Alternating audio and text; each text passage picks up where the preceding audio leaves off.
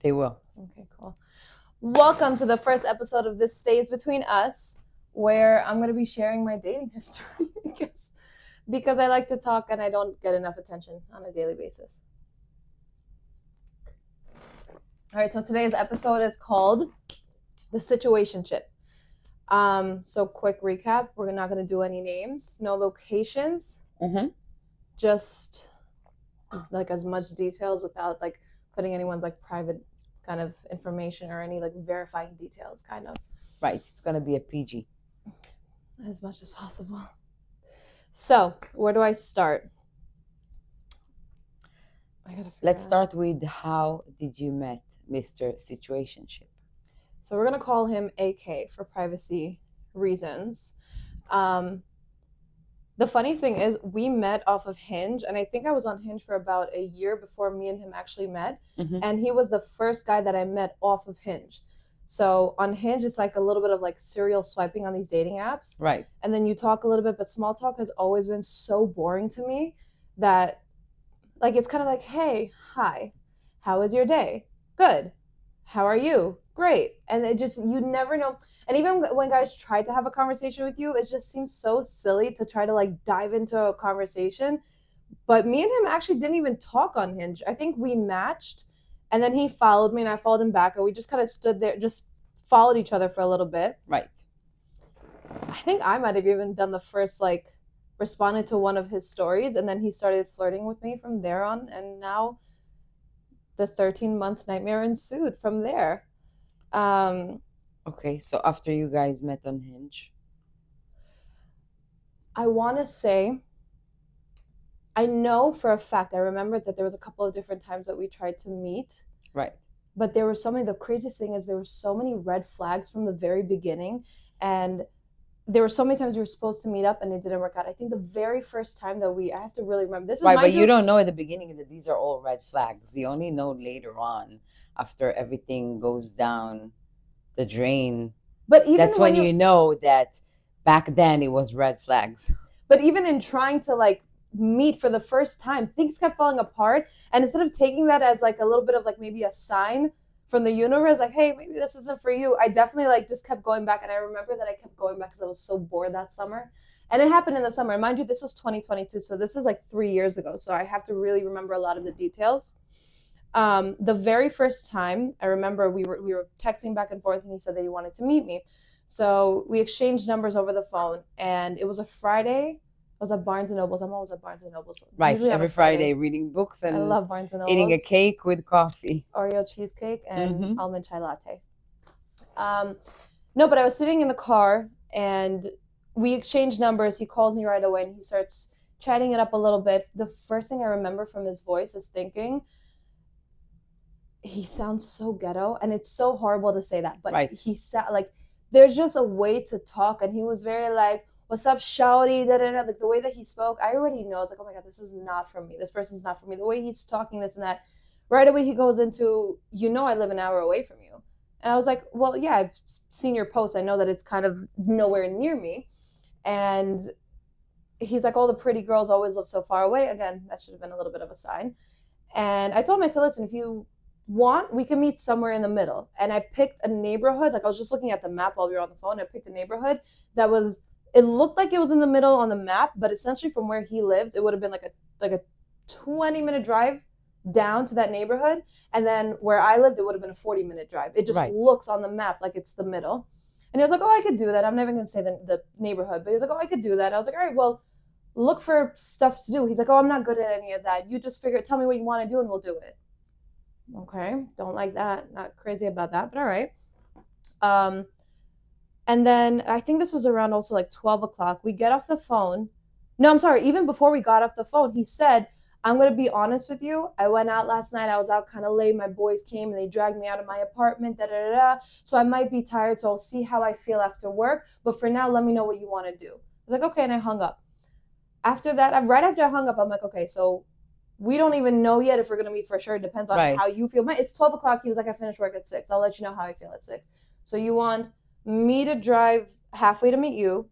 You want me to come up with what we're going to do. And then you're going to let me know if you still want to show up. I messaged him right away. Yeah, as soon he as we still hung leaves up. it open to like I might cancel. I don't know. Yeah, like It's if this not is not important, like if you're not into this, then you right. know that's I'm okay. I don't need the 40-minute drive. I don't need to meet you. I can go right back on Hinge.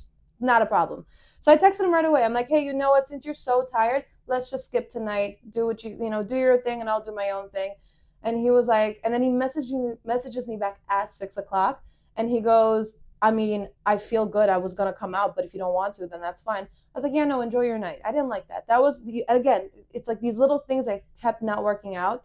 The next time that we tried to go out, he asked me if I wanted to go see a Yankee game, and he's actually the one that introduced me to Yankee games, and now I'm so obsessed with them. But he asked me if I'd ever been to a Yankee game, and I said no. And he goes, "Do you want to go tomorrow?" I think this was on a Monday, and he wanted to go on a Tuesday. I'm very good with details. And I said, "Yeah, I'd love to. I've never been to a game. That's fine." I didn't know the process of buying tickets. I didn't realize that once you buy the tickets, you have it, and essentially, like it's hard to resell. Like if you buy the tickets, you want to go to the game, and he bought the tickets on a Monday. He sent me the link, the confirmation that it's bought. He's like, all right, I'll see you tomorrow. The game's at 7 p.m. Right. The next day I was off from work. I'm getting ready. I'm straightening my hair in the bathroom, and he FaceTimes me, and it's just him in the car, and he's like, do you have any hot friends? Mind you, again, this is like with the He was asking you if you have any hot friends? He said, my boy wants to come with us. Do you have any hot friends? Okay. This was like strike two for me. This was like like the ick of like, what? First time we're seeing each other. We're gonna meet for the first time. And we're not doing double dating. By the way, not even like, hey, listen, one of my friends would love to come with us. Do you have a friend that you can bring out? You got any hot friends? Yeah, but I feel like you don't do it on the first date regardless. At all. But even if you do, there's a way to go about it. And again, so many red flags. Right. And I told him, I said, no, all my friends at the time were in relationships. I said, all my cousins are married. My friends are in relationships. I don't have any single friends. And he goes, that's all right. They don't have to be single. And then I realized that the way that he's talking, I see it in his face that he's trying to look cool for someone. I said, why don't you pan the camera over and show me who's sitting next to you? And he starts laughing. He's like, yo, she's smart. You can't get anything past her. Like, the fuck? He pans it over, and the boy that wanted to come with him was sitting in the car with him. He's like, yeah, my boy wants to come. He's like, yo, she don't. And then the boy goes, yo, she doesn't even have to be single. They don't have to be. He said something along the lines of like, they don't have to be single to come out and have a good time. And the way that he said it was very clear what he meant by good time. Right. So I'm like, no, we don't roll like that. My friends don't roll like that. I don't roll like that. And he was like, damn, you're not even going to try for me? I was like, no. So I don't even know you. Yeah. He's like, all right, well, I'll see you later. I think he called me baby. I remember that also kind of gave me an ick. Like, I don't know, you don't call me baby. He's like, all right, I'll see you later, baby. Hangs up the phone. Again, I'm sitting here like, I'm not feeling this. I hang up the phone. I sent him a text. I said, hey, one of my cousins was pregnant at the time. So I go, hey, my cousin just called me and she said, there's an emergency. She needs me. There's nobody available to take her to the hospital. She's pregnant. Da, da, da, da. I can't make it today. He goes, are you fucking serious? I said, I'm sorry, is there a problem? He's like, I paid for these tickets. Like, we're all ready to go. I'm like, I understand, but I have an emergency. So if you can't respect that, like, mind you, I'm lying, but it's like, if you can't respect that, then maybe we shouldn't be going out together. He got really upset, but he's like, all right, no problem. He made some other comments like, can't you get someone else to take or something? So, but again, I kept canceling. It didn't feel right. And then what ended up happening was the third time that we made plans, I was the one that actually reached out, because I think I went out with somebody earlier that week. Again, I went out with somebody exactly a week later. I think I went out with somebody. It was such a shit date that I was like, I just want to go out and have fun and enjoy some conversation. And I think I was also a little bit just like tired of being single, because I think I'd been single for like a year and a half at that point. So I remember I messaged him on a Wednesday. I was like, yo, do you want to take me out on Friday to dinner or what? And he was so excited because he's been waiting to take me out for a while at this point. So he goes, yeah, sure. What do you want to do? I was like, you're going to drive to me and we're going to go to a seafood spot that I really like that's in my area. And he was so excited. He was like, all right, I'll be there. No problem. Da, da, da. Friday night comes. He drove an hour to see me. I didn't think he was actually going to do the drive just because of the way that he had acted prior. I just really thought that he was going to find a reason to cancel, especially because I canceled on him. Like, I really thought, I was like, that's what I was about to say. I can't help but thinking about how the beginning was, how he showed no effort whatsoever. You had to drive further to get to see him. He wasn't sure if by 6 p.m. he would still want to do it or not. to the point that he's willing to come all the way to you, drive over an hour, and take you to a restaurant in your. That seems like it's like he was really trying. Listen, if a guy did to me what I did to him, I would have said yes, I'll see you there, and then just not shown up. Like it was pretty. Like I tell myself to go fuck off after that, especially because I was like, I didn't even say, do you want to meet up? I was like, do you want to take me to dinner or what? Because I was just so fed up with just dating not working out for me. Yeah. But he did. He drove down, and I'll never forget my first impression of him. I was like, this guy is such a scrub. He shows up in like a beat up old car. And now here's the thing. I don't care what kind of car a guy drives. Truly, from the bottom of my heart, never cared, never gave a shit. But if you have a BMW posted on your Instagram because you want women to know that you drive a BMW and it's your baby and that my girl, my snowbird, because it was white, you either got to take that picture down because it was right up there. It was right on top. You either got to take that picture down or rent a car. Don't show up in a beat up car because I remember thinking, what the fuck is this? Like, again, I didn't come out with you for the car, but this is what's going on here.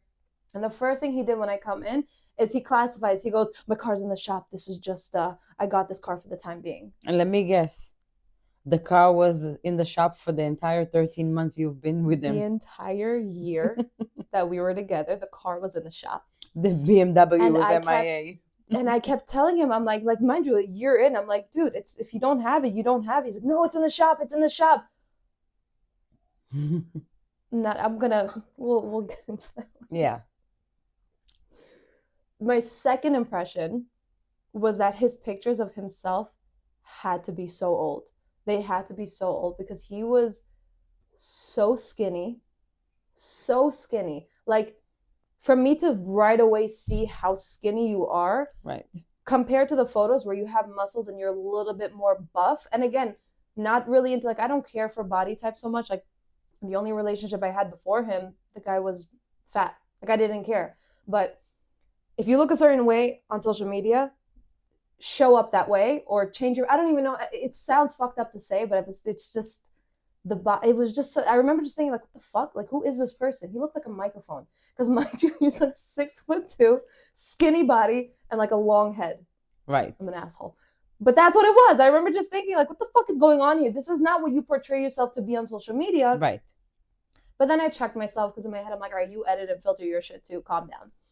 So I was about to say that everyone does that. No, 100%. I definitely check myself on that one.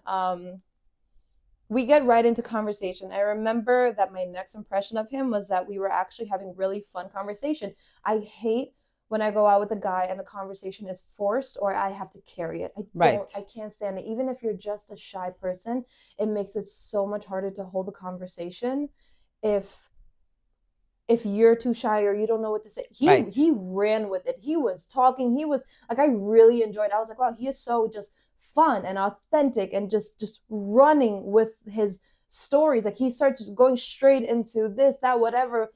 And then it starts to kind of like remind me of someone that I used to know. I won't say his name here because you know him. He's from guys. We'll again, this is guys that we'll cover in other episodes, but he starts reminding me of somebody that I knew was on cocaine. And I start to recognize, like, this is how that person acted, and that person was on cocaine. So I asked him, I said, how often do you do cocaine? He's like, well, I don't do cocaine. I don't do none of that. I said, no, I'm not asking if. I'm saying, how often do you do it? I already know the answer. I know that you do. I'm not judging you at all. I'm just asking, how often do you do it? He's like, I mean, I used to do it here and there, but now I don't do it anymore. I'm like, no. I'm not asking if you do it. I know that you do. I'm not judging you. I'm just asking how often, because we're going on a date. Right. I want to know. He keeps going like, I mean, I probably did it a few weeks ago, but I don't even do it like that. I said, I know you did it today because I recognize the behavior. I recognize like the erraticness and the excited. It's less natural and more like it makes you act a certain way. It makes you kind of like up and excited. Like you're just very on. So finally he goes, yeah, I did a little bit before I came out. I'm like, there you go. That wasn't so hard. I'm not judging you. I don't know you. I don't like this is. I'm asking. Meanwhile, deep down, I was like, I'm never gonna see this kid again. Little did I know I just kept pushing him. I was like, no, I know you did it. Just how long? How often do you do it? I think the restaurant we went to was about 45 minutes away. So I remember the entire ride. Like, again, we're having fun conversation. I'm enjoying myself, but in my head, I'm like, I'm never going to see this guy again. Um, to make a long story short, we had a really, really fun dinner. We got very drunk. We talked about everything. And I really, really just enjoyed the conversation. This was like probably this was the first, not the first guy that I dated outside of like my neighborhood and the community, but this was a very different kind of character than what I had ever met before in my life. Right. Mind you, I didn't have like a very rich dating history. You know, the person that the first guy I was ever in a relationship with, we got together when I was 21, and before him, I didn't date. Period. Right. And then after him, there was maybe a few talking stages, but AK, the one we're talking about today, me and that was kind of my first really like serious dating experience since the ex, who we'll cover at a different time. And I just had a lot of fun with him. And so the very next day I was already asking him like, when can I see you again? Mm-hmm. And the 2 nights later, like we had Friday night was the first dinner, Sunday night, the 2 nights later was our second date. I drove an hour up to see him, and arguably one of the best dates that I ever had in my life. I remember, I think that night, like thinking back now, that night really solidified how I felt about him for the rest of the year. Like that was kind of what made him almost, in my eyes, like someone I definitely wanted to be with and surround myself with, because he did something that no guy ever did before. I drove up to his place. You know, we went inside. I got ready real quick, and right away he's like, "All right, we're going to dinner," and he took me to this restaurant on the water that was by his house. I love restaurants on the water. That's like my kryptonite. If you take me on a date somewhere on the water, I'll fall in love a little faster.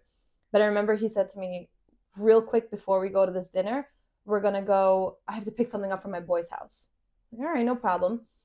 We go to his friend's house. He tells me to come into the house with him. It's a bunch of guys, a bunch of girls in the living room, and he goes, "Hey guys, this is Eden. This is the girl that I'm taking out on a date." Introduces me to everybody, and I thought it was really cute. It was also a little bit weird. Mind you, this is only our second date, but again, no guy had ever really introduced That me. was This man. That was the thing, because I know about your previous relationship. The ex hid the me. moment that he was not hiding you and he was like saying, "Hey, this is," and mention your name, and I'm taking her on a date, or I'm seeing her, or I'm dating her. This is something that a 3-year relationship never did. Oh my God. In the 5 years that I knew my ex, mm-hmm. in the 3 years during those 5 years that we were together, no one knew. 2 or 3 people in my life knew we were together. Nobody, the people we worked with, you, who was my best friend at the time, never knew. So many people had no idea, because he was so, for so many reasons, but we have to cover that at a different time.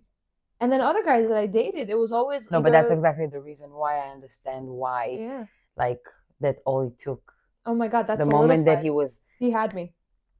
It was the first guy that ever was like, oh my God. And he said it. We get back in the car, and I didn't even mention anything about like, oh, why did we go to your friend's house? Because he didn't pick up anything. He just brought me in, introduced me to a bunch of people that he's known since childhood, which is a big deal. Right. We go back in the car, and he goes, "Sorry, I just kind of wanted to show you off. I hope you don't mind."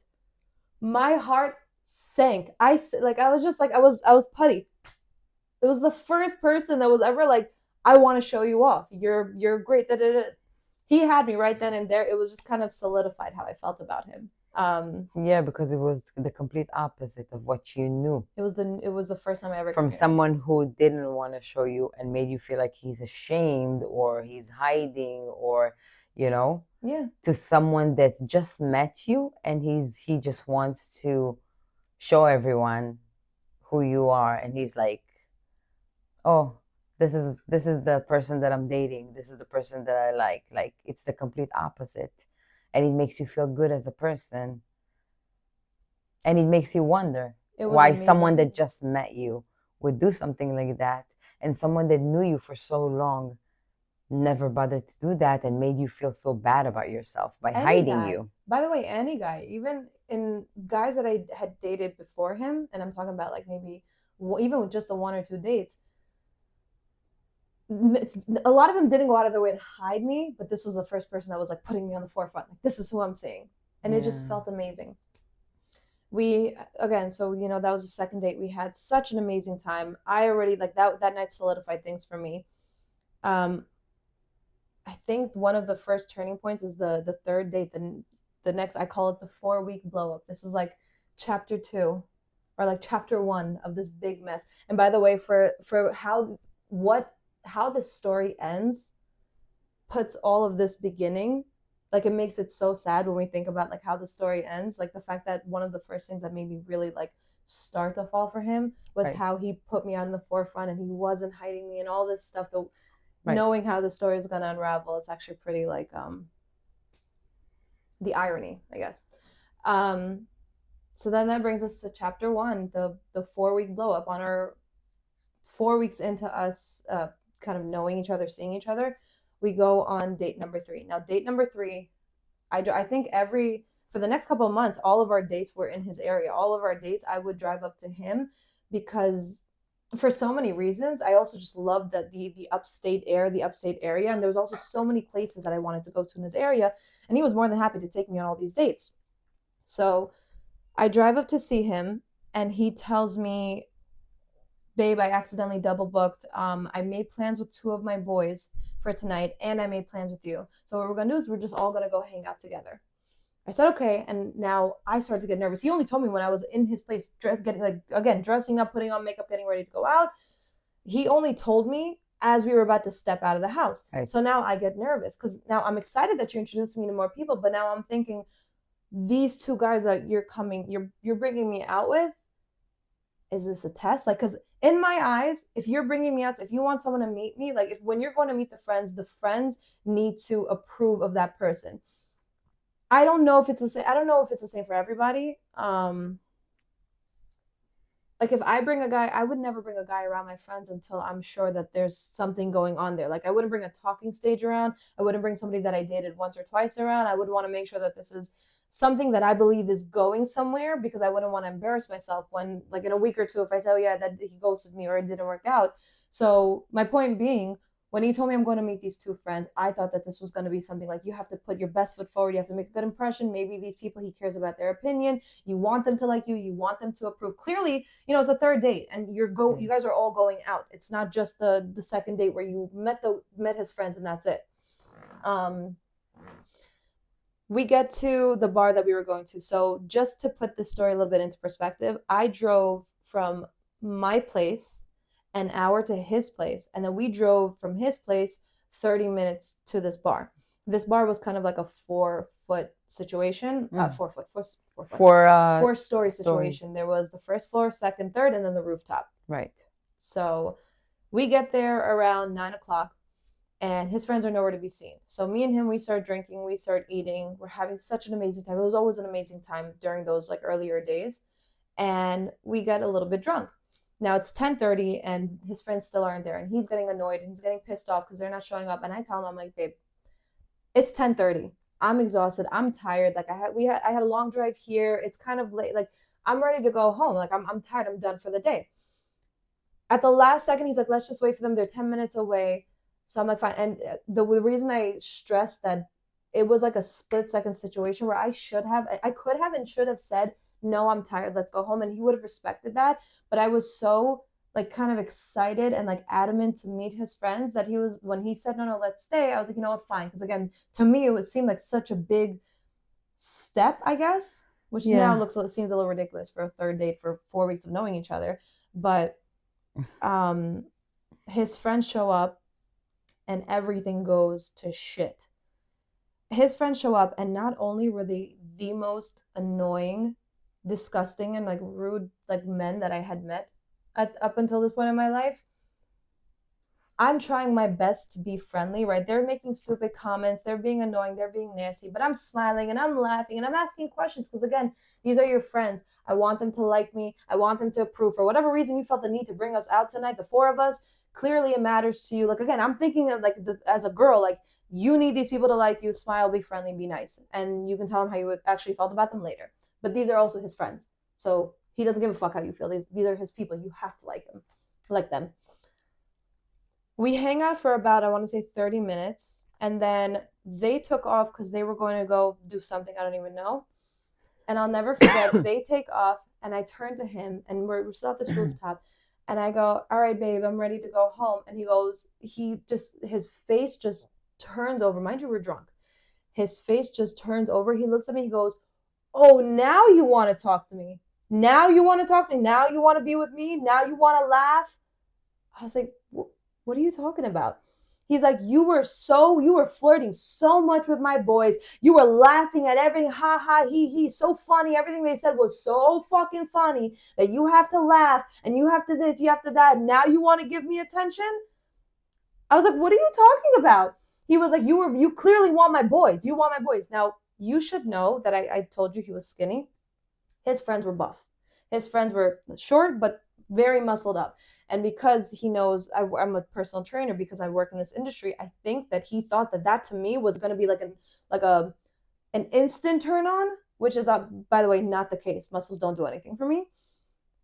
And right, I guess by being nice, he decided in his head she wants them. And now I start to go over like the last 30 minutes. I'm like, oh my God, he wasn't talking to me the entire 30 minutes that his friends were talking. The way that I was looking at it from my perspective is his friends are talking, I'm paying attention, I'm laughing, I'm speaking, I'm a talker. I love to talk. On any date I've ever been on, with friends, with this, I love to talk. I don't shy away. Especially because, he insisted that you guys will wait for them because they're coming. So you figured in your head that if he's insisting so much, that's because like you're in a kind of a test, like they need to approve you. So obviously you're gonna but also talk I'm to a friendly them. fucking person. Yeah. I need to stop cursing. I have the mouth of a truck driver. No, but I get what you're saying. Now it starts to, so this was like the very first kind of blow up that we had, and this was the first time that, so I should preface this by saying that I was in a very abusive relationship. Again, you know about this, and this is what it was such a horrible and abusive experience that I'm not even comfortable sharing it yet. That's going to be a while before I share that story on a podcast. But he knew, like, one of the first things that we ever talked about, I don't think it was on the first, I think it was on the second date that we did take the time to go over past relationships. He was in a shitty relationship, I was in one, and I explained to him, I said it was an abusive relationship, and one of the kind of most dangerous moments around my ex was when he was drunk. You already know the story. So this was something that he already knew. So this is like a thing that I already have inside. It's like a PTSD. Yeah. Mind you, now he's upset, he's angry, but we're in public, so mind you, I still feel like a little bit like I'm just sitting here like safe. I feel safe, but I'm also looking at him like you're this like fun, childish, like from the first date. This is like he radiated just fun, childish, safe energy, and I have no better way to describe him other than fun, childish, immature, and safe. Right.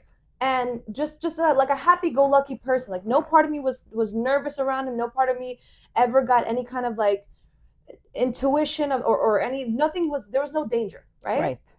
So now he's upset, and I still don't feel like I'm in danger. He's just upset. I'm like, oh, he thinks I was flirting with his friend. I'm just gonna let him know that no, that's not the case. Matter of fact, I fucking couldn't stand your friends. But he wasn't having it. Yeah. He wasn't having it. We're in public. We're on this rooftop, and he is not having it. I kept telling him, I was like, AK, I didn't even fucking like your friends. I did not like, I was being nice for you for whatever reason that you chose to introduce us tonight. I really was trying to be nice for you. Whatever. We decide to leave. Mind you, so we're on the rooftop, so we have to take the elevator down. We get into the elevator, and he starts, as we were waiting for the elevator, I remember that he got really quiet, and that's when I got this like eerie feeling kind of came over me. And just something like it started to kind of settle in a little bit that maybe maybe I don't realize how bad of a situation this is. Because I really just thought, I was like, oh, here we go. Like now I'm going to have to argue with this person that I've only known for 4 weeks. And we get into the elevator, and there's beautiful women in the elevator. And now it's a big elevator. I'm on one corner, and he leaves me to go to the other corner to flirt with the women. Like he's flirting very openly, very hardcore. And that's when I start to kind of get like the, I don't know if it's like a fight or flight response from my ex. I knew that, like I learned that when he was drunk, if you want to be safe, don't say anything. That's a freeze.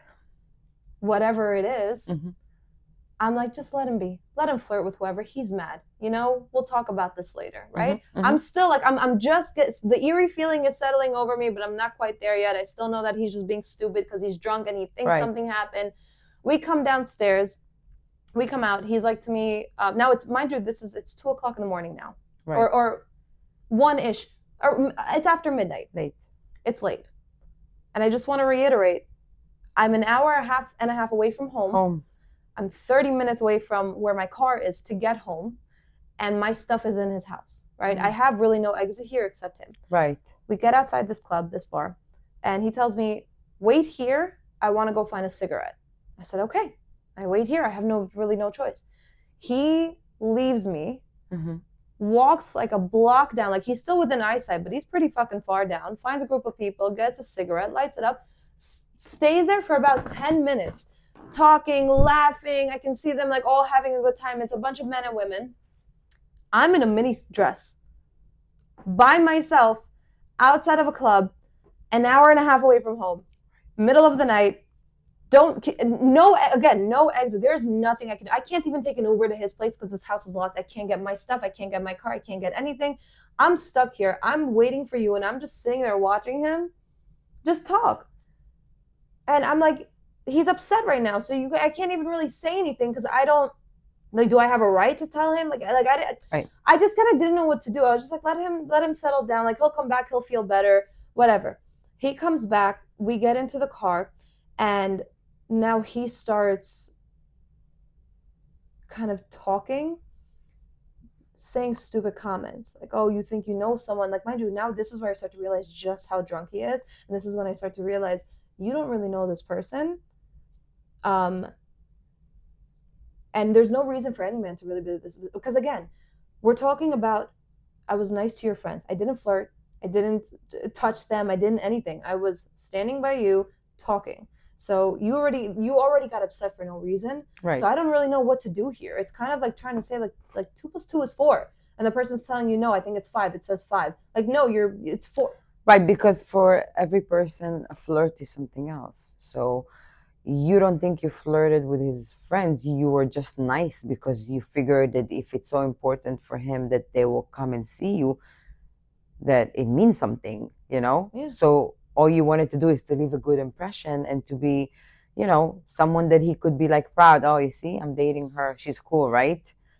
That was from your point of view. But from his point of view, you have no idea what kind of a relationship he have with those friends. Yeah. What insecurities he has as a person. Because like you said, he was very tall and lean, skinny.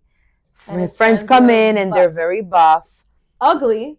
Doesn't matter, but maybe. And that was enough for him to get mad at me. You don't know his insecurities, so. I was like, your friends are ugly.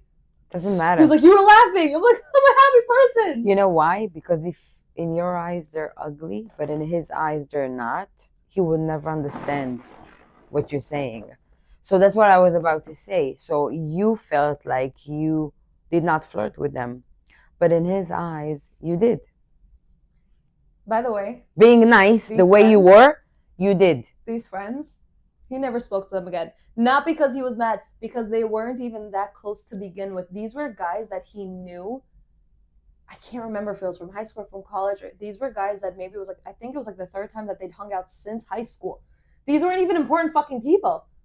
Why did we come out with them? Why did you bring me out with them? I assumed this was important. We never saw them again in that relationship. Their names never came up again. I don't think they ever even really spoke again. Like, both those guys, turns out they lived like on the other fucking end of the country. Whatever. Moving on. We get back in. So we get in the car. We're driving back now. It's a 30-minute drive back to his place. And he's, the whole time, radio's off. It's silent except for the comments that he's making. You think you know someone, but that's all right. Every girl's a hoe. Every girl's da-da-da. Like, now I'm getting more and more nervous. Now that eerie feeling is settling in deeper and deeper and deeper. And I'm thinking, holy fuck. He's more drunk than I thought. He's very upset. I didn't do anything wrong, but from past experience, you can't say that you didn't do anything wrong. That might not land you in a great place. Right. So I'm like, again, from past experience and from PTSD and from you learn to be quiet. Fight or flight. Yeah, you learn to just freeze. Be quiet. First of all, also just in general, I'm very good at diffusing situations. In any situation, I'm very good at just, this isn't helping. you don't have to add fire to the fuel even if you're not in the wrong. Like that's kind of also where my mind was. Like, he's upset right now. But it's Just not let him adding vent. fire to the fuel. It's putting boundaries. You don't get to talk to me like this. I don't know you like that for you to talk to me like this. You don't sit down with a girl you just met 4 weeks ago, and that is what, your fourth date? And you say, oh, every girl is a hoe. Who are you? You know what I mean? But that's It's where putting boundaries, but because of your previous experience, like, just stay quiet. you're Everything like, will be okay if you just stay don't quiet. say nothing. And I wasn't like scared because this wasn't that big, but I was more like aware that he's drunk and he's driving. Right. And he's upset. And let's not upset him while he's at the wheel. Right. Whatever. Fair enough. In my head, I'm thinking to myself, we're gonna get back to his place. I'm gonna get my shit. I'm gonna get my shit. I'm gonna get the fuck on out of here, and that's a wrap on this relationship. I'm thinking I'm never gonna see this guy again. That was a great experience. Goodbye. Don't need this. So I stay quiet for the rest of the drive. I think at some point I even kind of nod off. Like, I remember I just closed my eyes. I just started nodding off, and he started to get nervous. And I think that it made him nervous. I think he thought that I drank too much, and essentially he is also a caring person. So we get out of the car. We go straight into his house. I pack my shit, and he goes, "What are you doing?" I said, "I'm going home." He goes, "No, you're not." I'm like, what? He's like, "You're not driving home right now." I was like, "Oh, no, I'm fine. I'm not that drunk. I just want to go home." He's like, "You're not driving home. You drank. What you're going to do is you're going to stay here. You're going to sleep, and you can leave in the morning if you want to go." In my head, I'm like, he's got a point. I did drink a lot, and I appreciated the idea that you're not that much of an asshole, that as much as you're mad at me, you're letting me stay over. Again, that's where my mind goes. Right. Like, again, like, oh, like that's just where my head goes. Like, he still cares even though he's upset. So I said, okay. I put on my pajamas. He had like a king size bed, so he was on one end of the bed, and I go all the way to the other end of the bed. I want to make it so fucking clear: don't come near me. I'm annoyed that like, keep your fucking distance. I'm just staying here. I should have even slept on the couch that night, but I sleep in the bed. And he did what he did for the rest of that relationship. He would do this. No matter how mad he would be, within seconds, he would always soften up. So now that we're in his bed, now that it's quiet and we're quiet and everything, whatever, within seconds he softens up, and he like turns over, he goes, "Why are you so far away?" I was like, "What?" He goes, "Come here, cuddle with me. Why are you so far away?" I was like, "Are you fucking kidding me?" Mind you, now that he's being soft, right now I'm not afraid. Now the PTSD or whatever kind of like it goes away, because that person that I was with never had a soft side. He was never sweet. So now I'm kind of like the danger's over, kind of like the fire drill, like the alarm is it's shut off. It's safe now. Yeah, it's safe now. So now I'm like looking at him like, are you fucking kidding me? Even though you were wrong, because I think that in general men are different than women. We're very emotional. So for us, when you get mad at someone, especially if it's your, date, partner, boyfriend, husband, you can't differentiate and say, "Oh, okay, you pissed me off, but I'll get into bed with you like as if nothing happened." But for men, it's different. They can do the switch just like that, and like he could be mad at you, and 5 minutes later, I don't know if it's men. He was the type of person that he's he not didn't there. like to be No, mad all the time. He softened. Every time we would get, even if we got into little arguments later on in the relationship, he would soften up really quick, a lot of the times. But again, that's also he would whatever. Moving on, we're in the bed. I turned to him. I'm like, "Are you fucking kidding me?" He's like, "What? Are you upset at me?" I'm like, "Yeah." He's like, "Why are you upset?" I said, "Do you have any recollection of what happened here tonight?" He's like, "No, what happened?" I was like, "Dude," and now I turned to him, I sit up, and I'm like, "You were so fucking horrible to me tonight." I said, "You decided, like in your mind, you decided that I flirted with your friends. You made that decision. You didn't even want to take into account what I was trying to tell you, that I genuinely was not, I was just trying to be nice. You decided that. And then you became so fucking cold to me. You were so nasty to me. You were flirting with other women in the elevator. You left me outside of a club in the middle of the night to leave me, to walk a block away, to go talk to random strangers. I'm in a fucking mini dress. I'm nowhere near home. This is not a safe zone for me. I'm nowhere near my car, near my belongings." Yeah. And then in the car on the way back here, you were saying such nasty shit, being so fucking aggressive with the way that you were talking, all the comments that you were dropping. like you kind of scared me. I think I said something. You scared the shit out of me tonight. To be very honest with you, he goes, "Why did I scare you? What did you think was gonna happen?" Again, he's coming from his Here's from no. his experience. So You're coming from your experience. And I need to clarify. My experience is the abusive ex. His experience is that he is not an abusive person at all. I will say this wholeheartedly. That man does not have a physically abusive bone in his body. So he couldn't understand why I was so terrified in terms of women, right? He told me, he goes, "Did you think I was gonna get aggressive with you?" And I was like, "Yeah, dude, like you know my past." I told him, I said, I told you what happened with my ex. I told you that specifically when he was drunk, it was always dangerous to be around him when he was drunk. And that was a lot of the times I didn't even get to I wouldn't know that he was drunk until it was too late, until I get to his place, and now you're stuck here. And he felt so horrible. Like you saw it on his face. He felt like once it washed over him that that's what I thought. Because in his end, he didn't realize it. He didn't realize that that's where my mind was going to. That I might be in danger. Because he knew that on his end, he would never do that. And so right away, he's like, "Eden, I'm so sorry." He's like, I have never put my hands to a woman. I would never put my hands to a woman. And he did tell me on the second date also that his ex-girlfriend did actually attack him multiple times. And he said the worst that she's put him in the hospital before. Like I don't even want to get into his business, but he told me, he's like, the worst I ever did to her was that if she wouldn't let me walk away, I'd shove her, but it was only to get away if she wouldn't let me. He's like, I've never hit a woman. And it's true. I would never believe that he would put his hands to a woman. He felt so horrible. And then he softens up and he starts to say, I would never put my hands on you. And that's when he gets honest too. He says, when I bring the girl that I'm with around my friends, I get jealous and I get insecure, and it's a problem I've had forever. He gets very vulnerable and very honest. He's like, it's a problem that I've had forever. I'm so sorry. I really didn't want that side of me to come out with you, but I can't help it. I always get nervous that the girl that I like is gonna leave me, and that my friends are better than me, and I'm really, really, really sorry that you had to see that tonight. It was so sweet. Like he just was so sweet, and just the way that he explain himself, that was also kind of another first for me. Like I never really had, like, again, the ex, which was again the only other experience I ever had, was the only thing that I could compare it to. The ex never explained himself. He was never wrong. He never had anything to say for himself. You were in the wrong, and that was that. There is no other discussion about him or what he did. So him taking accountability, apologizing, and then even going as far as to explain that he has insecurities and jealousy issues, that for me was a big green flag as far as I was concerned. Yeah.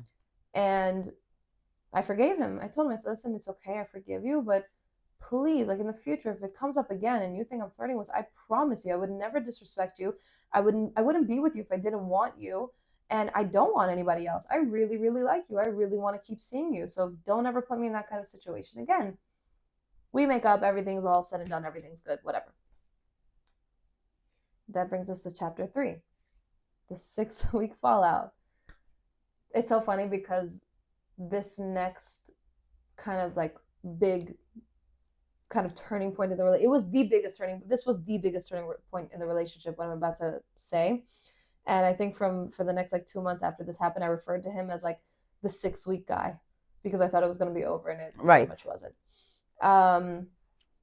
6 weeks into us dating, I don't know how many times we've been out at that point, but it was going to be our first daytime date. So he doesn't work on Tuesdays, and I have the ability to make my schedule kind of every week. So I took off on a Tuesday, and he told me, he's like, I want you to come over the night before. You're going to sleep over, and then on Tuesday we're going to go do just a bunch of stuff. We're going to go to the museum. We're going to do this, that. We had like a whole kind of like daytime date planned. It was going to be the first time that we did a daytime date.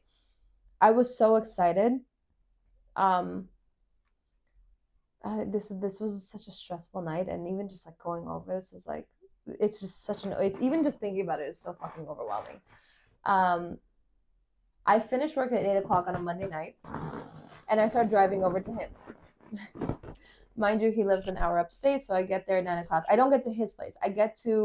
There was a bar that he played poker at every Monday night, and he would start at 6:30, and he would usually stay there till like 9:30. So I told him, I said, I finished work at 8. I could be there by 9. He's like, yeah, I'll probably have like a few more minutes left on the poker table, and then we'll hang out. No problem. I get there at 9. He's already drunk because he's been there for a couple of hours. I order us like fucking 3-4 more rounds. Like for me at that point in my life, I loved getting drunk. It was just one of the fun things. I was 25 years old, so I was just like, I just wanted to be drunk. I have no work tomorrow. I'm with the guy that I like, we're whatever. Like, again, I felt safe with him, so I felt safe getting drunk. So together we kept drinking. 2 more of his friends were at this bar. So again, now I'm meeting more people and I'm excited because I'm getting more and more embedded into his life and I'm so into him and I'm loving everything about this kind of like relationship, this dating, situation, whatever. He finishes playing poker. We go to play pool. We play pool with his 2 friends. After we finish, we move on to the darts. Now, I'm trying to remember this in detail. As we're playing darts, there was a table of boys there. And these boys had to have been like, 25, 26. They could not have been older than 26. They had to be my age. It was 3 white boys, 1 black guy. The black guy walks up to the pool table and he starts setting up the pool table. Mind you, we're very much done. We've been done with this pool table. Anyone that was there would have noticed that we've been done for a while. We're on the darts, whatever. My AK is so drunk that, like, as we're talking, he sees this guy setting up for the pool table. He turns around and, out of kind of like trying to be funny, he turns around. He goes, "Whoa, whoa, whoa! What do you think you're doing, my N-word?" Time stood still. Me, I go just white. All the blood falls out of my face. I'm thinking to myself, there's no fucking way you just said that. Like, you've got to be friends or something. I hope to God you know this kid, because there's no way you just said something so fucking stupid. This guy, mind you, he's young. He's a kid. He's my age. He's 25 years old. Oh, and by the way, AK, 6 years older than me. So you're older. This kid squares up his shoulders and he goes, "The fuck did you just say to me?" AK puts down his beer. He goes, "Yo, watch how the fuck you're talking to me." Now, again, this is where my PTSD starts to set in. I'm like stuttering even saying this story because I remember how fucking scary that moment was. The eerie feeling comes over me. Drunk, angry, not a good situation. This could end up being an aggressive thing. From that moment, I black out. I floated. I can't even explain this. I floated backwards. Like, we were standing here. He took a few steps to square up with this kid. Somehow I end up 6 feet farther back. I don't remember moving my feet. I just suddenly out of fear, my body moved me. Like, I floated backwards. Yeah. And I'm watching the scene unfold because I already know you don't talk to somebody like that when you don't know them. I don't even remember. I just remember them. All I remember is them being like nose to nose talking. That's why you went back. It's all a blur. And all of a sudden, my guy throws the first punch, connects with this kid's face. All hell breaks. The entire bar goes like in an uproar. I can't even compare that to anything I've ever seen in my life. It was a scene out of a movie. And I don't even have any memory. I just remember standing face to face. He punches first. Everybody rushes him. When I say everybody, they bum rushed AK out of the bar. Okay. Now, the way that this bar worked is that there's kind of like when you step into the bar, there's like a foyer where there's like 2 doors. Now, the entrance is this way, but you can exit through this door also. We were kind of on this side already. Okay. So everyone jumped on him. The bar owner, the bar owner's wife, the patrons, the guy's friends, AK's friends, everybody bum rushes him. And I blacked out, so I don't know if they were in a tussle and they were being pushed out. All I know is the next thing that I remember, everyone's outside. I'm outside. He's outside. Everyone, the entire bar is outside there. The bar owner is screaming at him. He's like, "What are you doing? What are you doing?" Because mind you, this guy, AK's been going to that bar for years. They know him. It's everyone knows from his house. And the bar owner's literally like, "Why would you do this here? Because this is fucking insane." He was 32, I want to say. If I was 25, he was 31, 32 years old. And this kid, mind you, this kid was a young kid. What everybody was going crazy. I remember, so mind you, like I told you, I felt like I was blacked out. I was, one moment I'm inside, one moment I'm outside. Then the thing that woke me up, all of a sudden, amongst everyone screaming, the bar owner's wife, all I hear is, God damn it, AK, every time you bring a girl here, you do this shit. That's when I snapped out of it. That's when I woke up. My eyes snapped to him. He looks at me scared, like nervous that I heard that. And that's when I woke up from like, and I'm in my head like, of course, I'm not the first girl to bring. Of course, you're known for bringing women here. Of course, this is like a move, a thing that you do. Like, you're known for this shit. Like, that's when I finally woke up. I don't even know why, but that's when I finally was like, again, yeah, but he would fight in a bar? Not fight. He's never been in a fight, but I guess, remember how he said, when I have my girl around, I'm jealous and I'm insecure. I'll explain later. He explained. We end up talking about it. There's a whole reason that all that happened, but the idea is he brings women there. Yeah, got it. But the way that she said it wasn't just like, oh, obviously he's dated other women. It was more just like, you keep bringing different girls here. That's what it's like. The way that, like, he was like, when my eyes snapped to him and his eyes snapped to me, like, he was terrible. He was scared that I heard what she said. Like, it was very. Well, obviously you did.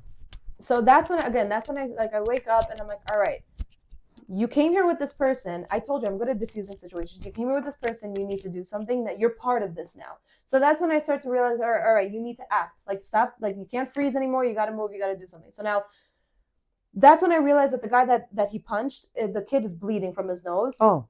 And he's on the phone with the cops. Oh my God. And he's here. AK's like a little bit, like, kind of like 10 feet away from me. This kid's about 5 feet away from me. And he's screaming at AK, and AK's screaming back, and they're going at it. And like, there's some people holding him back. And that's when I realized the only person that I might be able to get through right now is this kid. He's gone. Like, you could see it. He was gone. Like, he was just he was wasted. Yeah. So that's when I turned to this kid. I like come up to his face, like, and I just, like, right in front of him, I'm like, please stop, please. I am so sorry. I'm so sorry for what happened. He's totally in the wrong, but please stop provoking him. Like, he's very drunk right now. I can't stop him. I can't do anything. Please just stop provoking him. You're not wrong. He's in the wrong right now, but I can't stop him, and he's not gonna. Please stop provoking him. And I think that the kid felt so bad for me. And also, mind you, I was letting him know, like, I know you're not, like, you didn't fuck up. He fucked up. But please stop provoking the situation. Please help me out here. He felt bad because he did. He stopped. He was still on the phone with cops. He turned around and walked away. I turn around to look at AK. AK's looking at me with, like, this angry fucking look. And then I start to realize, this motherfucker's angry that I'm talking to the enemy. Right. I'm trying to help you out. You don't know what's going on here. I already see on your face what you think this was. This is going to turn into some kind of betrayal over here. Mind you, I'm trying to help you out. The next thing we hear is sirens. So we haven't even gotten a chance to speak or to say anything. Sirens, we hear sirens in the thing, in the, like, distance. I've never seen anything like this in my life. AK, like, he was wearing a cap. He takes off his cap. And he fucking runs. He takes off. I've never seen anything like, mind you, 6'2". He, like, it was like a duck and cover thing. He, like, bent forward and he booked it. I've never seen somebody run so fast. And a part of me is so fucked up. A part of me was like, what a pussy. You started this, where the fuck you go? I'm such an idiot. He runs, and now again, I'm standing there kind of frozen, because now I'm like, wait a minute. I'm here with you. I'm your day. Thank God I had my car. Thank God we both came with our own cars. But I'm sitting here like, so the night's over? Like, in my head, I don't know what to do with myself, because again, I'm wasted. I've never experienced anything like this in my life. I'm sitting here like, what the fuck, dude? Like, this is a scene out of a movie. I don't do stuff like that. Like, I don't even know how to explain this. I've never been in this situation before. I'm not around people that fight. I don't know what happens here. I'm like, all right, the night's over. I go walk into my car, and now I'm just sitting in the car like, what now? I'm supposed to go to his house. What do I do now? Just as and I'm just trying to process what even fucking happened, because again, this was supposed to be such an amazing night, and now I'm just sitting here by myself in the car, literally like this. Like, just what do I do? And then he calls me, and I pick up the phone, and he's like, "Yo, come pick me up. I'm hiding behind a dumpster." And it's like, well, if it isn't the consequences of your actions. He's like, come pick me up. I'm hiding behind a dumpster. So again, I snap out of it. I'm like, all right, where are you? He goes, okay, you're going to take a left, then a right, then a left. I go, AK, I don't know where I am. Like, this is your neighborhood. This is like, I've only been here a handful of times and I'm very drunk. Send me your location. Share your location. I'll come pick you up. He goes, just fucking drive left and right and left. And he hangs up. What the fuck do I do? Like all right, I turn on the car. I start driving. I go left and I go right and I go left and I go right into a fucking building. There's nothing, like, there's nothing here. He's saying there's a dumpster. There's nothing here. I don't see him anywhere. So I start driving around, like, trying to figure out, like, did I take the wrong whatever? And Right. mind you, this is your neighborhood, and I'm very drunk. I don't understand left, right, left. He calls me again. He's like, hey, where the fuck are you? And I'm like, AK, I don't know where you are. Just send me your location. He goes, just fucking go left and right and left. I'm like, I went left and right and left. I'm not here. I don't know. Like, I don't know where you want me to go. Just send me. Mind you, I'm drunk, and I'm like, just send me your location. I think that he was so drunk that he didn't comprehend that I was trying to say, share your location in this moment. I think in his mind, he thought that sharing your location meant that I was going to see it, like, from this point forward.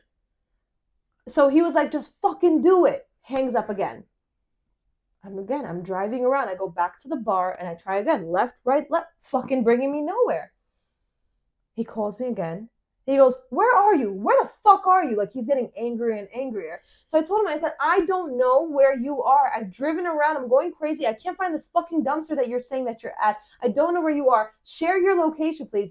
He goes, nah, tell me the truth. Where are you at? Oh, you're with him, aren't you? You're with that kid. You're being all nice. You're talking to the cops, aren't you? You know what? Fuck you. I'm not even trying to get picked up by you. Hangs up. That's the moment that I realized, I was like, you were going to let that person in your car? He just punched a kid your age. He just punched someone your age for nothing. That kid did nothing to deserve it. He started that by saying something so fucking stupid. And instead of being a man and diffusing the situation and, yo, bro, my bad. That's just how I talk with my boys. I apologize. I didn't mean nothing by it. We're good. Instead of diffusing it, you lit the match. You threw the first punch. And that's when I start to realize, like, you know this fucking person for 6 weeks. You're going to let him in this car? How do you know what he's going to do when he gets in the car, when you're stuck in close proximity with him? How do you know that you're going to be safe? Look at how he's talking to you. I block his number, block his Facebook, block his Instagram, block him on WhatsApp, block him everywhere that I could possibly think of. And I just start driving home. In my head, it's done. It's a wrap. You don't come back from this. This was a crazy fucking night. I have never experienced anything like this. I don't go through things. That's when I start to realize, like, this is not me. This is not my world. This is not my life. We don't do shit like this. We don't get cops called on us. In what situation have you ever? I've never even been around people that fist fought. Right. I've never seen that before in my life. Much less you started the problem. You threw the first punch. You instigated, and then you're pretending to be the victim. Not even being the victim. You want my help, but you're treating me like shit, and I'm explaining to you. But that's what I'm saying. In his head, he thinks he's the victim because he's building himself a story that, oh, now you're on this guy's side, the other guy. Now you're talking to him. Now you're with the cops. Because he saw me talking to him earlier when I was trying to diffuse the situation. Yeah, but that's kid, normal. Please stop provoking him. I'm trying to help you, motherfucker. Yeah, but his mind don't think in a way that a normal people would think, you know? Because when you told me, like, if you would tell me the story and you said I went to talk to the kid, I would know the purpose why you went.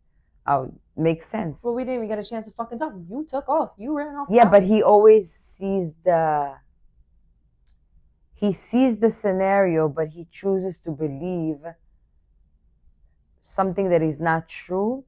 And is very pessimistic, meaning he doesn't think that you are on his side or that you are trying to help him. Automatically, he thinks that you are betraying him. That's a different thing. It's a whole level of insecurity. That was crazy. Even just the idea. I wasn't scared of him. It was more just the moment that he said, I'm not even trying to get picked up by you. Fuck you. Hung up. That was more just the moment that I realized, like, what is wrong? Like, to me, what is wrong with you? You were going to let him in this car? You don't know him. That was the moment I realized this is a stranger. You've known him for 6 weeks. You don't know what he's really capable of. Yeah, he said he wouldn't put his hands on you. He said he's never put his hands on a woman. How do you know that for sure? Yeah, you don't know that. What happens when he gets in this car? You're stuck in this fucking car with him. Like, that's when that moment I was so mad at myself. Like, you were going to pick him up. Get your ass back home. And I don't know if you remember this, but I called you that night. Do you remember? I called you crying. I was driving home. I was wasted. Mind you, I was wasted. And I remember I told you, I was like, I'm so drunk and I just want to go to sleep and I want to even stay at, there was a hotel nearby. I was like, I want to stay at the hotel, but I don't feel safe. And you said to me, you're like, no, you need to get home. You need to feel safe. You need to be in your own bed tonight. And I drove home. It was an hour back home. I'm still drunk. I was crying the whole way home because, again, this was like this amazing person. The whole fantasy was just like the bubble burst. And this is like the first time I realized that, hey, this is a very ghetto character. This is insane. This is an unsafe character. This is a person, like, also some of the things that he was saying when he was angry at this guy, he was saying stuff along the lines of, like, I'll murder you. Like, you see my face, you see my scars, you have any idea what I've done to people? And I was listening in on all this. I was like, what the fuck am I doing with this person? I drive home. On the drive home, I get calls. It's an hour home. And I get calls from no caller ID. So I didn't know this. If you block someone's number, they can still call you as long as they put *67 before your phone number. Oh, I didn't know that. Yeah, you can do that. I can block your number right now. If you put *67 before my number, you can still call me and it'll go through every time. Because that motherfucker called me 47 times in that drive home. 47 For times. For what? Saying what? I'll get to that. I found out later. I go home, I fall asleep. The next day I'm off of work, so I just take like the day to kind of recuperate and kind of relax and calm down and try to get over what happened the night before. In my head, it's over. It's done. This was Monday, Tuesday. By Friday, I text him. I unblocked him. I text him. I said, I want to come pick up my stuff at your house because I had left some stuff over the couple weeks that I was there. I left some stuff at his place. I said, I want to come pick up my stuff. He said, yeah, sure. Come tomorrow night. No problem. Saturday, I'm driving to his house. I go to pick up my stuff. I get there. I'll never forget. I park my car. And it's such a weird feeling because in my head, I'm like, how weird is this knowing this is my last time that I'm ever going to come here? I walk to the door. He greets me. He's very calm. He's very he's not drunk. Quiet, nonchalant, gives me a kiss on the cheek, which we didn't even do before. He's like, yeah, so I think you have some stuff here. I think you have some stuff here. And now it starts to kind of hurt a little bit because in my head, I kind of wanted him to, like, not grovel, but I wanted him to kind of be like, please don't go, as any girl would. And he was kind of like, yeah, here's your stuff. It's here. Go grab all your things. So I do. So I just quietly grab my stuff. I start to walk out. He comes to the front door. He goes, you really drove all this way to get to get your shit and leave? And he didn't say that way. He said, you really came all this way to get a few of your things and just go home. That's it. And I turned to him and I'm like, I mean, what else? Like, I don't know what do you want to do? What do we do here?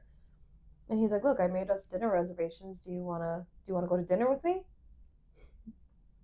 And it sounds so stupid that I said yes, but you have to understand, again, the only relationship that I had to compare this one to was the abusive ex, who never took accountability, who never talked anything out. And who never initiated or tried to be nice. Not even. We didn't have, do you want to go to dinner to talk about this? There was just, you fucked up. In that relationship, you fucked up. No matter what, it was always my fault. You fucked up. Are you ready to apologize? would talk to me when you're ready to apologize. For the first time in my life, the person that I wanted to be with, or the person that I had feelings for, ultimately was telling me, why don't we go to dinner? Why don't we sit down and talk about what happened? I was like, literally with this like face, I was like, okay, yeah, sure. He's like, you don't have to look so surprised. It's not that big of a deal. And I didn't know how to explain to him it is a big deal because you want to talk about something instead of, putting the blame on me. Mind you, later on, he does put the blame on me. Like, it still goes to shit. But that night, I put my things in the car. Then in his car, we go have dinner. And we talked about everything that happened. He apologized for his actions. He explained that where it came from was that, again, it comes from the whole jealousy and insecurity thing. But ultimately, like, the biggest thing was that he said when he feels disrespected in front of a girl, in front of his girl, he feels the need to kind of step up and prove that he's not a bitch. And it was like, it came from this, again, it came from like this weird like place of insecurity, of needing to prove something, which was weird, but that's his own thing. But he fully took accountability, took responsibility, apologized for his end. Right. And then he said, what about you? Where were you coming from that night? You left me.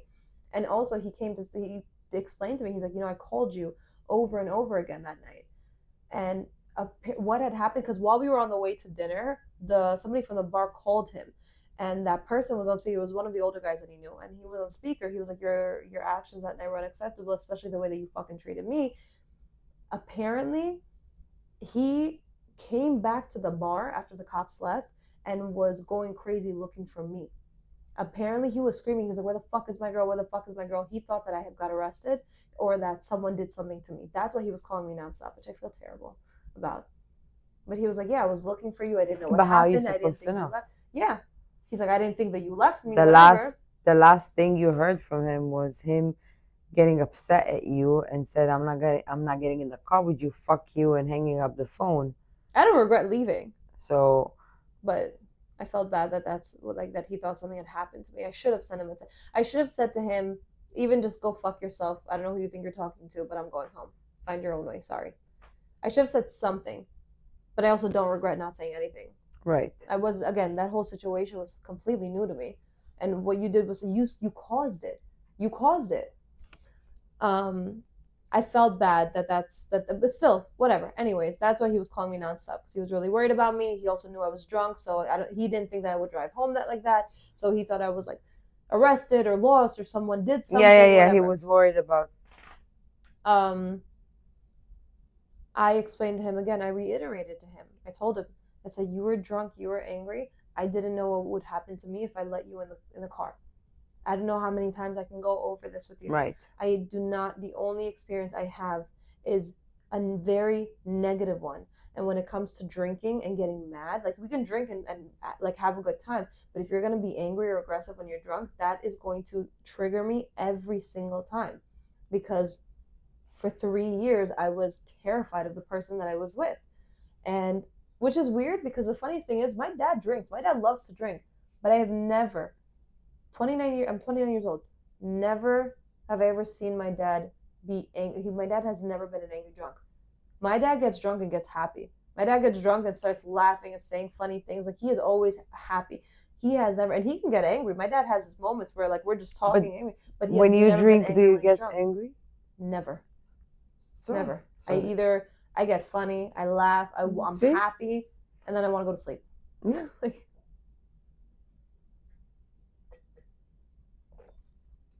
so we have dinner. We talk it all out. I appreciate the conversation. I appreciate the conversation. I appreciate us kind of going over everything that happened. And that's it. We, kissed him goodbye, went home, and I thought, okay, we're all good right. in the hood. We're still seeing each other, and yeah, I still wanted to see him. The next couple of like days, or I think even the next couple of weeks, as we're talking, I start to realize that he's being a little bit like, not as like lovey-dovey as we were, not as like, he's a little bit more distant, I guess. And I think one day I just finally asked him, like, are we okay? He's like, yeah, of course, we're always okay. I said, no, are we still dating? Are we still together? Are we still seeing each other? And I think I said something like, are you still only seeing me, or is there something going on? That's what happened. 2 weeks later, we still hadn't seen we hadn't seen each other since the dinner when we talked everything out. And all of a sudden, the night before, I realized that he hid his stories from me because his stories were hidden, and then all of a sudden they appeared again. So I told him, I said, "Are we okay? Am I still the only person you're seeing?" And he told me, he's like, "Honestly, that night changed things for me."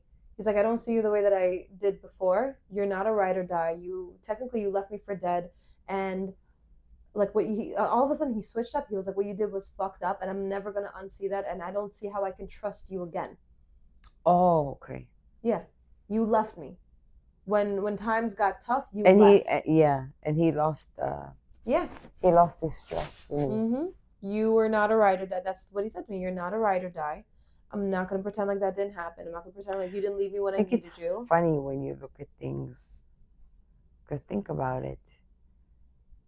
You went out that night with him. He made a stupid move, disrespectful move to another kid. Then instead of apologizing, he started a fight with him. You barely know him for a few weeks, but you went out of your way to this kid to apologize on his behalf and explain that he's just drunk and just, drop it. Not in You tried to help him not to get in trouble. Then you're driving around the blocks because he ran away, trying to find him where you don't know where you are. But at the end of the day, you're not someone that he can trust anymore. Yeah. And you're not his ride or die. You're not a ride or die. And I remember telling him, I've known you for 6 weeks. You have sisters. If your sisters were in that situation, you want to tell me that you would tell your sisters to stay and pick up the guy that got drunk, started an issue, punched somebody younger than him in the face, started the fight, ran off, and then was cursing at them? You have sisters. You would tell them to put them in my position for a second. He didn't care. He was like, I don't care. Like he said it. You did what you did. We can keep seeing each other, but it's not going to be the same. He was very open about it. He's like, I'm going to be dating other people, and you should probably also. I think he has dismissive, avoidant thing in him, the attachment style, should we call it, because they always seek for a relationship and they want a relationship. But once they get it, they try to run away from it and they find excuses.